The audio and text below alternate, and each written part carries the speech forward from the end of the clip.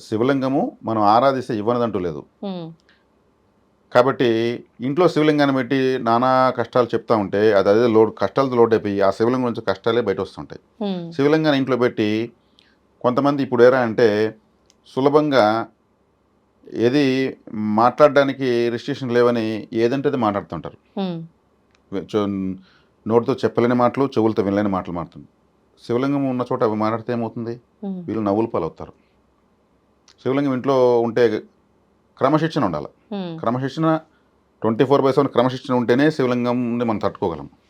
Okay. Okay. అక్కడ bathroom ఉండడము, అక్కడ అరవడము, ఆడ బట్టలు మార్చుకోవడము, ఆడ కాళ్ళ మీద కాళ్ళు వేసుకోవడము, అక్కడ ఇంకేదో మాంసం వండి తినడము, చికెన్ వండామండి ఆ తలపేసే కొంచెంసేపు అంటే ఆ తలపేసేస్తే సరిపోయింది.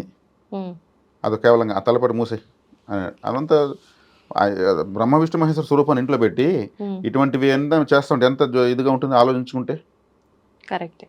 ఒక ఎమ్మెల్యే వస్తున్నాడంటే ఒక చిన్న గ్రామంలో సున్నం పోస్తారు రోడ్డు వైపు, హ్మ్.